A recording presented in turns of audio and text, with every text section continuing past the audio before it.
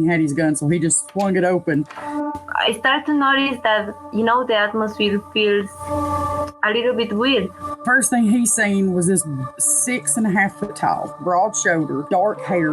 That freaked him out. We hadn't talked to her about like life and death and what any of that means. She's 3 years old, So we turned around. Suddenly there's a whole tree falling across the road. And she was describing to us that, there was a deceased person that she could see visually. You're listening to Cryptid Clues, where we tackle the ever-expanding history and mystery of monsters and supernatural madness every Monday and Friday. You can find us at CryptidClues.ca for more information, or even check out exclusive content such as interviews and D&D campaigns at patreon.com/CryptidClues.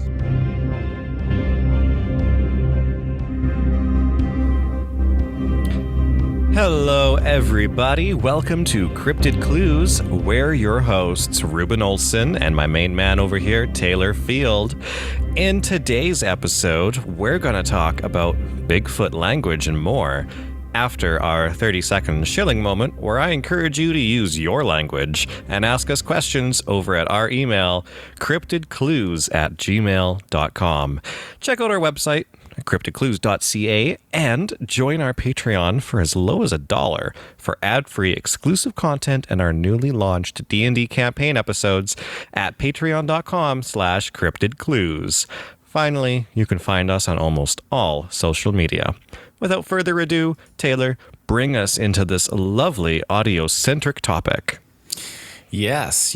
So, Bigfoot languages, communication, it's a massive component in the animal kingdom. And it's not limited to words vocalized for others to listen, like human beings, for example, but it's in all forms of movement, smell, and even sight. For comparison, I thought using primates as an example of communication is a great way to kind of show the difference between us and them and just kind of introduce us into this topic overall. Now, most primates, they live in groups, resulting in them forming strong bonds and understandings of each member individually. The social do's and don'ts, you could say. But it's been recorded that they communicate their needs, predatory warnings, and simply just interactions with other group members. And they do this by using different signals. I mean, absolutely. Even like between my wife and I, she just has to glance at me and I know when she's angry or upset. Or, good emotions too. It's accurate. It's totally accurate. Like, yeah, it's communication at its finest. It's a thickening in the atmosphere. Yes, it is. Now, the interesting thing as well about this is some primates' signals act as symbolic, where the listener wouldn't be able to deduce the cause of that vocalization, but instead associate it with the corresponding predator as if it were present right there in attack mode. So it's basically more symbolic. It's not really saying or thinking like, hey, I heard this word like raw and think like, oh, that means a predator. It's like raw. It's like, oh, I can attribute that to a symbol of a tiger right here. So that's how that kind of functionality works. Now, pulling it back to the wife topic there, when I hear an eek and I go, oh, it's a spider. There you go. That's exactly it. It's a predatory. Perfect example. So to cap that off, there was an experiment done where Diana monkeys showed they could understand these predator alarm calls outputted from other monkeys, displaying that within and cross species, they could actually understand the communication, which I thought was very interesting. So you have across different primate species, these signals and these vocalizations and such, they all just kind of make sense. Now, when it comes to speaking English, primates lack that neural control over their vocal tract muscles to properly use them for speech. Now, that doesn't mean they don't understand human language. Many have shown to actually understand sentences quite well. Yeah, or, like even gorillas doing a little bit of sign language here and there. Exactly. So scientists discovered that chimpanzees have their own actual drumming style. Now, this is something that I found very, very recently. I think it was published this week. Did you hear about this, Reuben? I have not. Their own drumming style, like for guitar bands and stuff? Well, close, if evolution serves them right. researchers working in Uganda found that they would actually beat a message out to one another on tree roots using signature rhythms. This allows them to send information over long distances, like revealing who is where and what they are doing. There's footage of them actually hitting the tree roots of these trees, making these sounds. The drumming can travel at least 1 kilometer through the jungle, and researchers found that each of these chimpanzees in Uganda displayed their own drumming styles, more likely to also drum while alone or in a small group. And again, you can see footage of this. I think BBC has an article and a video published on this subject as well from earlier this week. But I was curious because do you know where I was kind of like segueing into with, a primate smacking on a tree? I was actually busy thinking about that one song from the Jungle Book. I want to be like you. I want to be like you. Yeah, that one. That's a classic. No, I know where you're segueing with that. I mean, of course, this Cryptid Topic podcast where we love to talk about Bigfoot. Tree knocking, obviously, is very prominent with that. Very much so, yeah. Mm-hmm. Yes. Yeah. Sorry, my notes. You just said what I had in my notes. I were like right there. So. Oh, I actually don't even have your notes open. I'm reading my own notes. I promise. Let's Interesting see. thing to go off of here, actually, since you're talking about the whole drum rolling thing and us segueing right into Bigfoot. Mm-hmm. I know we're going to talk a little bit more about that, but one thing I wanted to bring up was, I think I mentioned this briefly before, but when my wife and I were hiking back up in Alberta, we weren't too far away from civilization to be unable to blame humans for this. So bear that in mind. But we were having a peaceful time walking up an abandoned area where an old water tower supposedly was. And upon getting close to a thicker corner with all the trees and stuff and the side of the hill below us, we heard 3 loud metal knocks. And it was absolutely horrifying when the sound hit. And we didn't have Bigfoot or anything on the mind at the time. I was carrying my son, so there was 3 of us hiking, right? Well, after we stepped forward a bit more, we heard 3 knocks again. And they were loud, metal, clanging knocks. So we'd stop. And we're like, oh, this is kind of creepy. Like, what do you want to do? Do you want to head back? This is kind of scary, actually. So we'd stop and we'd wait. And nothing. Just be waiting to hear it again, and it wouldn't happen. So we'd step forward a bit more, and then all of a sudden we'd hear it again, but louder. 3 angry knocks again, all against metal. Like, I'm assuming it was that water tower we're heading towards.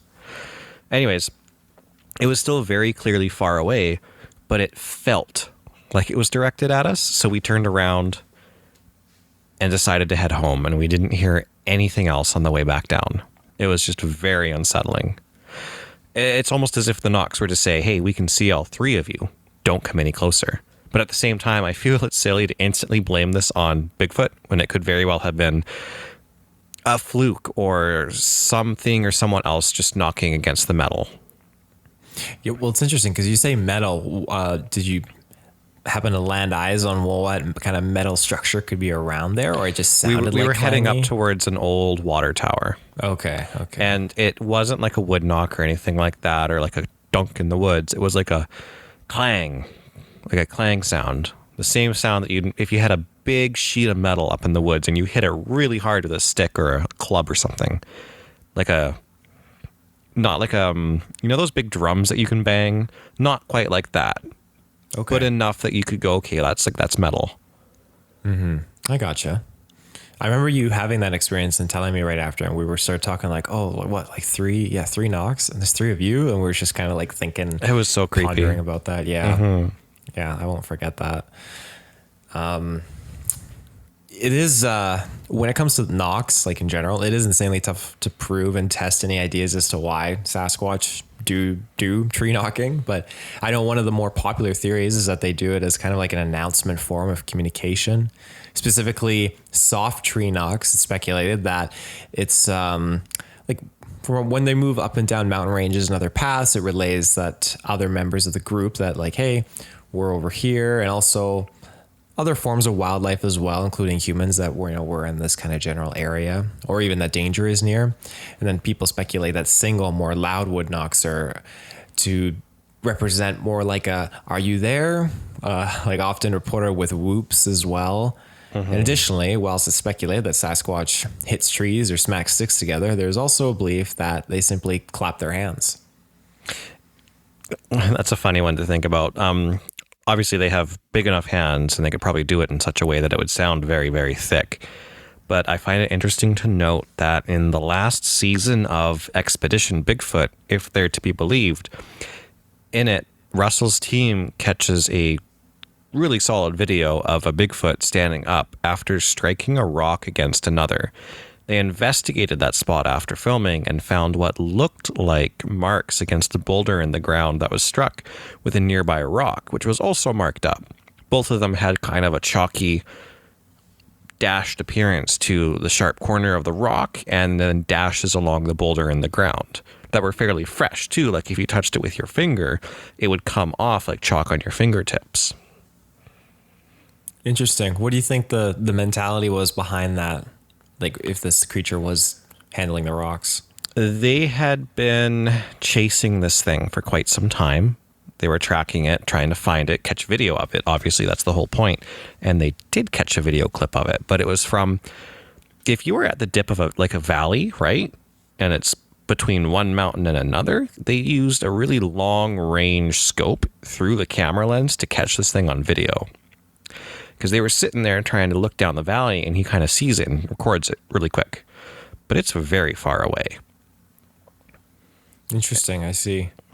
There's a few videos that I've seen too online of people out hiking on the mountains, and you look and there's that little valley, and they can only zoom in so far with a phone or their camera. They don't have the necessary gear, but it's enough still that you can see this blob, whatever it is, bipedal, of course, a blob walking. squatch. Blob squatch, exactly. And it's covering pretty damn good ground when you zoom out, and you can kind of see like, holy smokes, like it's moving at a steady pace. Yeah, Marble Mountain footage is really famous for that.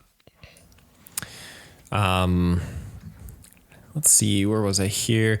So if you were to go into the bush, just touching more again on like tree knocks, it may not be the most ideal thing to do, whacking away.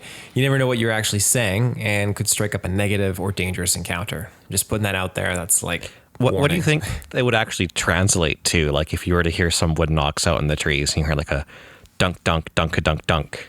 I think that might translate to, we'll be right back after this ad break. Welcome back, everybody. Oh, you that had one me just came so a knocking. Good. Holy crap. I was really like interested by this. I do this more to catch you off guard than our viewers. I kind of feel bad for them. Oh, you caught me good. Shit. That was excellent. I am going to genuinely answer this question though. I don't know if it would ever make sense. I feel like it would be an equivalent to us talking like, hi, good. That's we see, hi, you, like talking like that. And so something might come in like, what the hell is this person saying? Like, let's go check it out. What did that Bigfoot translate that to?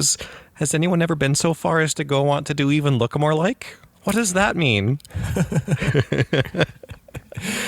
So now when we make the jump into Sasquatch vocalizations coming off of like the tree knocks, linguists have taken a position that the ability to speak a language is a unique component to human beings. Particularly that it's a biological based ability of human beings and that we're genetically programmed to have acquired and speak languages.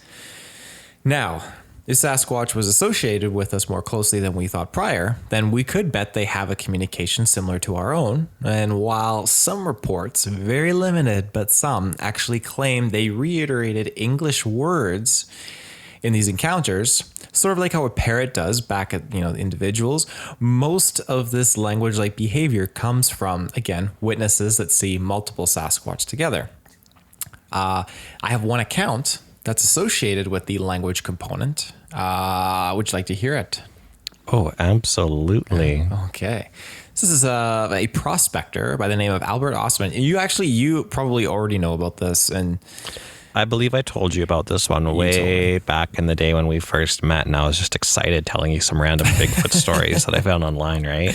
There you go. Is this the one where he was in his sleeping bag? Yeah. Yeah, okay, I know the one we're talking about. Yeah. So He reported that he was kidnapped and taken away into the mountains of British Columbia, where he was able to listen in to their communication. He described language-like behavior taking place amongst these 4 Sasquatch, 1 male, 1 female, and 2 adolescent ones. Words that Ostman recalled were soka soka and ook. The male kept motioning for what Ostman believes was for him to stay and remain with the group. Now, this occurred in the year 1924.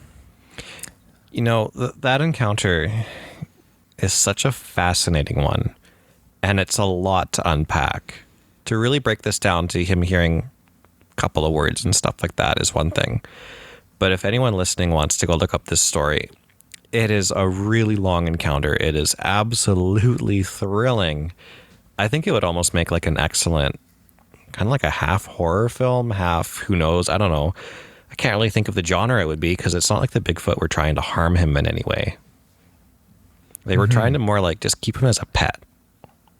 Yeah. Again, what I just did was like condense like Cliff Notes, but you're absolutely right. There's so much more involved in that. It's worth deep diving into. It's incredible. Well, I was curious, what are your thoughts like on that? Like them just talking with these words. I find it interesting that he didn't hear anything more than that when we have things like the Sierra sounds where they're just absolutely going off the wall. So I would imagine then that if the Bigfoot are kind of adjusting to having this new creature around with them, maybe they're a little bit shy about it. Or, they're very capable of communicating with just gestures, glances, signals, that kind of thing, versus actually using a spoken language until it's absolutely necessary to. Mm-hmm. Absolutely. Speaking of the Sierra sounds, that's kind of where my notes are steering into now, and I have some that I could boot up here if you want to just kind of get into the zone and listen to something. Well, I gave you a really good segue for it, didn't I? You did. You perfectly well did. Which one should we listen to here? Because there's let's throw some random ones out there. There's the rhythmic sequence, the aggressive display only. That's one that always terrifies me. Ooh, I like that. Let's do the aggressive display. Aggressive display, okay. Yeah, let's terrify some listeners.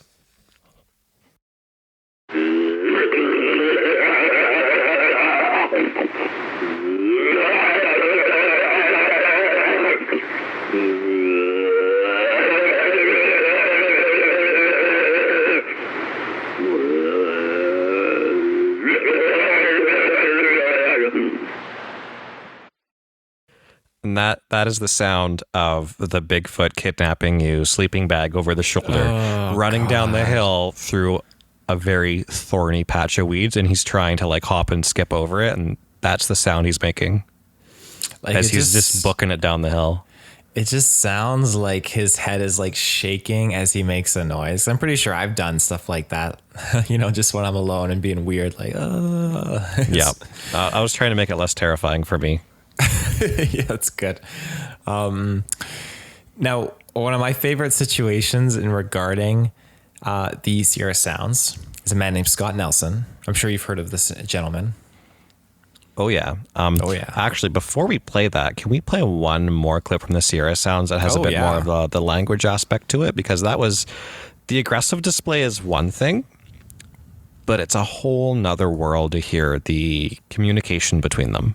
Yes, let's see.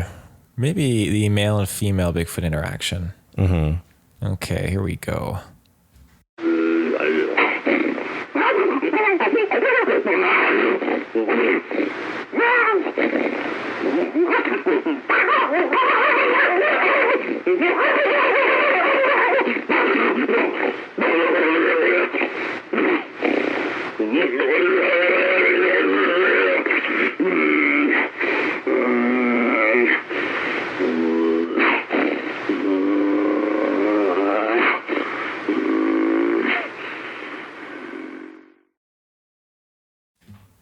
So there's that one. That one was terrifying. What are your thoughts on that one, Reuben?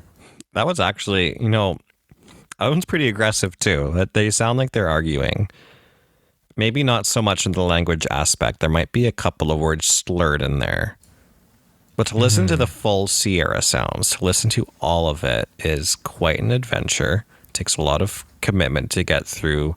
And there's the very clear language parts that really bother me, where you can hear them in the woods saying almost like words back and forth. And it sounds exactly as people describe it, as samurai chatter. And then there's those sounds, which you know are the same voices, but elevated, angry, and screeching at each other in between all that. Yeah, absolutely. I wish I could remember which one had the samurai chatter specifically. But yeah, it's absolutely terrifying. Mm-hmm. Especially when you're out in the woods. And I've looked into some people's encounters, and it's like they're alone and they audibly hear a name or a word recited back to them in pretty spot on English. It's like being out in the woods and the predator like repeats that form of dialogue to you. It's like, what? Oh, do you want some candy? Basically, yeah, there you go. I mean, don't take the candy, get out of there.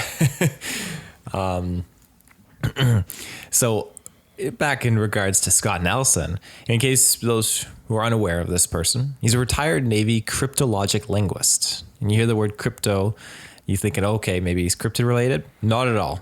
Cryptologic linguist is primarily responsible for identifying foreign communications using signal equipment. So when Nelson first heard the Sierra sounds, it was actually while he was helping his kid with a school project. And immediately he latched onto 3 significant facts.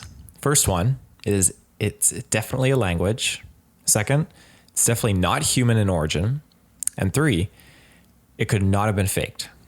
That's my favorite. I think it's important to note that he's not directly referring to the 2 clips we played. It's a bigger part of the whole picture, because the language clips are much more audible. Yes, absolutely. And as he put it, again, he was never a Bigfoot guy. When his son was 11, he chose to do a school report on Bigfoot, and then this brought in his, him coming in to help his son with this work, and the question popped up on what it sounded like, because I believe there was a question his son posed to him. So Nelson just Googled it and then found the Sierra sounds. And you're right, it wasn't specifically what we listened to. There's so much more involved with that. So since then, people have come forward with recordings of their own that they have made in the woods to either try and discredit him or falsify the Sierra sounds, try and mimic that. But the ones submitted are constantly proved as being fake, and they still don't align with the Sierra sound recordings. Now, any proper way to translate what they're saying is still not plausible, because you'd have to actually like sit down and listen to the speaker, verify symbols, words, and signals properly. Now kind of like examining primates out in the general bush, watching their movements. And like what I mentioned earlier, seeing them like smacking on the tree roots and stuff like that. So yeah, you'd actually have something sitting down in front of you to translate it would be a breakthrough in and of itself, because you'd already have proven that Bigfoot is real. But imagine being in a room with one, trying to like learn its speech and trying to teach you. Do you think Bigfoot would have I guess if we're talking about Bigfoot in the physical animal kind of a sense, where it's closely related to us, but not magical or alien or anything like that. I can picture myself like holding up like a banana and being like, banana. And then it tells me its word for it. And it's like, and it gets angry at me again or something. I don't know. Yeah, no, for sure. Now, this, and in the end, this isn't necessarily language, but it's used nonetheless to communicate not only to us, but maybe there's Sasquatch as well. And this is infrasound. This is kind of like leading off of the Sierra sounds. Actually, I should say, was there anything else you wanted to add to the Sierra sounds particularly? No. The infrasound is a really great topic I want to get into, and it's absolutely bananas. Okay, well, when you dive into enough Sasquatch experiences, you'll start to catch onto one prominent consistency, and that's where they may output a very powerful growl, and the person is struck with immeasurable fear or memory loss sometimes. And this seems to be a very common attribute in the overall animal kingdom, used to disorient and confuse prey to allow for hunting to be more successful. While I don't believe they are necessarily trying to hunt and eat us, these Bigfoot, and again, they very well can, but I do believe it's something they have developed, and sometimes the odd person gets into a bad situation and is the subject to that experience of a Sasquatch infrasound. Mm-hmm. I'm curious, how do you feel about that? I have my own thoughts on infrasound, actually. When you get to the end of your infrasound topic, just pass it off to me, and I'm going to rant for a little bit. Okay, perfect. So In that case, just to highlight what infrasound is briefly, they are bass waves with frequencies below the hearing range of a human ear. While not detectable by our ears, it can still be felt throughout the body. And it's proven that these rippled effects of infrasound can actually shake living organisms. And since humans are made up of at least 60% water, infrasound can cause confusion, dizziness, nausea, panic, and terror as it progresses through your natural body fluids. Yes, just like this ad break. Welcome back, everybody. That was so just abrupt. I wasn't expecting that. You're so like disciplined as you said it. Yep, I had to do it differently this time. I caught you off guard with the slow one, had to do a quick one. That's fair. That's pretty much all I got to cap that off. So by all means, Reuben, have at it. Oh yeah, so infrasound, this is where I love talking about Bigfoot audio because it is something incredibly unique to the Bigfoot world. And infrasound is, again, something unique in a sense to the animal kingdom. It's one thing where it plays a large part in the sonic fingerprint of the audio spectrum. One of the most compelling things you can do is analyze the audio spectrum of a sound, a voice, or a species. And when infrasound is involved, you know there's very, very little faking it. So to back it up a step, the animal kingdom, which is full of a variety of noises, is one thing for sure. If you can record all the sounds a species can make, every single individual in that species, interestingly enough, will look exactly the same in an audio spectrum comparison.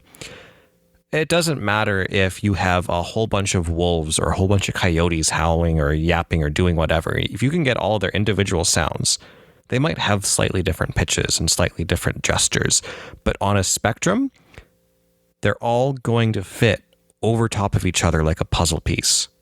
Of course, playing around with links and stuff in mind, they're not all going to speak for the same amount of time. Their pitch might be off by a couple of notes, but you can literally look at it and go, that's a coyote.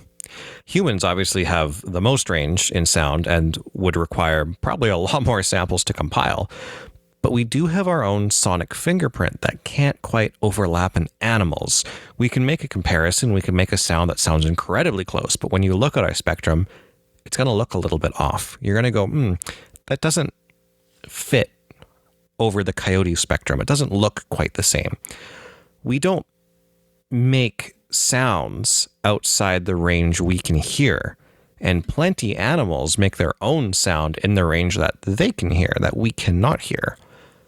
So visually, we're just a bit lacking in that department. On a spectrum, the main tone of our sounds looks like waves. And animals tend to create flatter lines in comparison that go up and down a little bit with pitch. But when we get to Bigfoot, the exciting one, that's when we have thick, incredibly full and flat notes like a chord on a piano in 3 separate places. So while a coyote would be a single line with a little bit of a waver to it, and a human would be a much wavier version of that line, a Bigfoot is going to have a line on one spot, then above, and then below.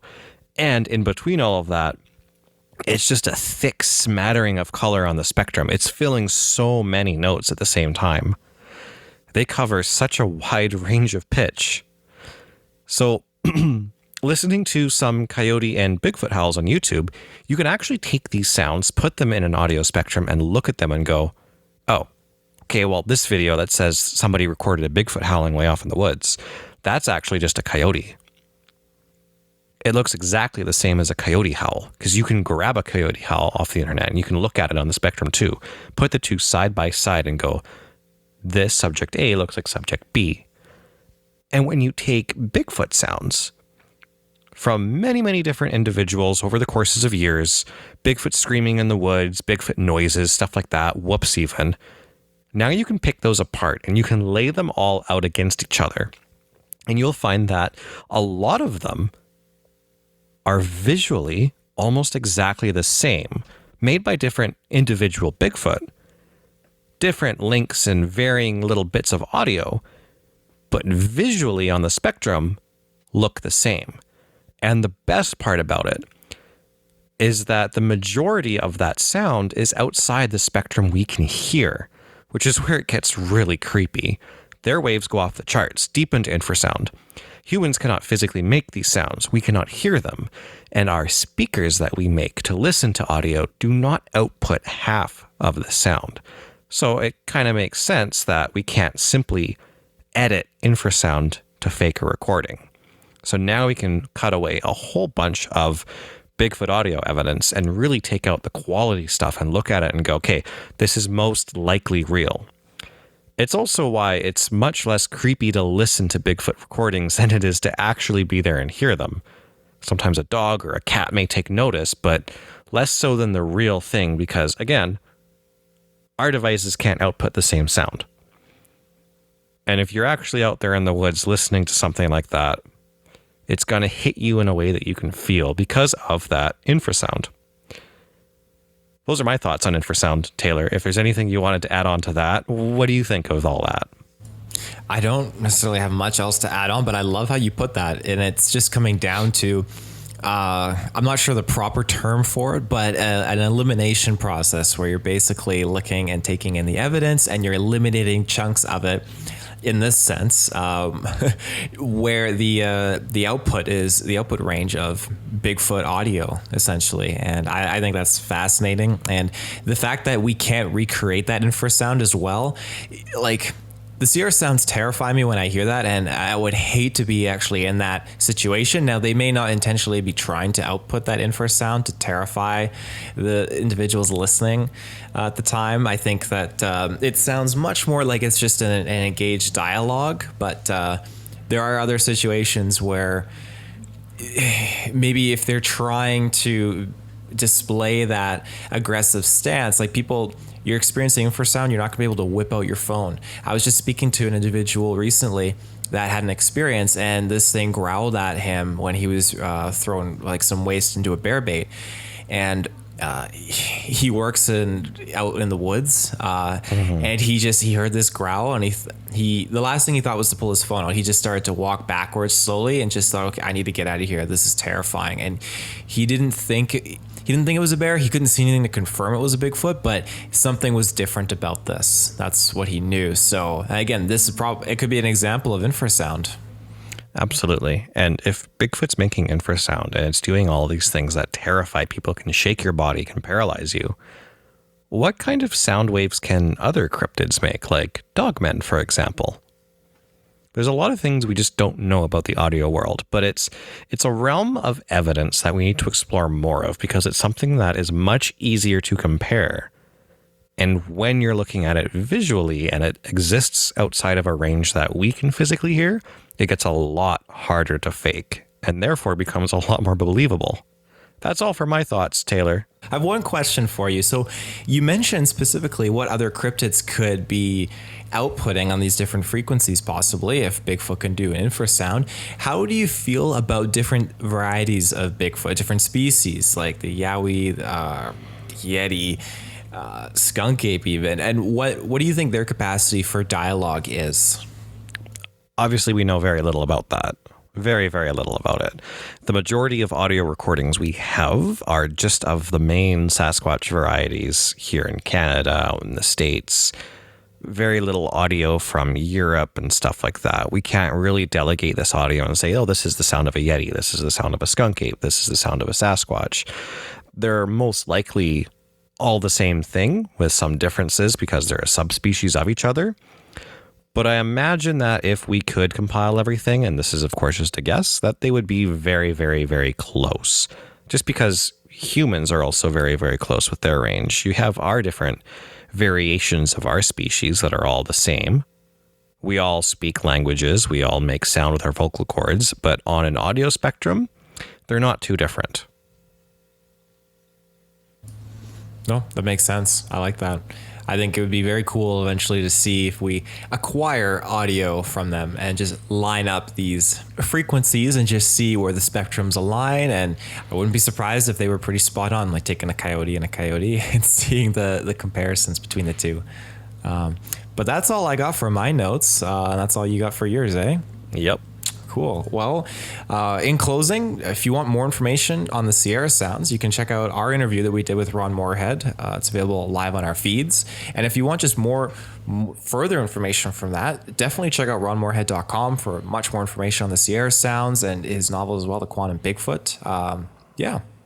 I would want to mention as well that if people are looking for a Ron Moorhead interview, that is available obviously over on our Patreon as well, but it came out April 4th, specifically, if you're searching for it, between episodes 33 and 34. I wanted to shout that detail out because I know it can be a little bit hard to find.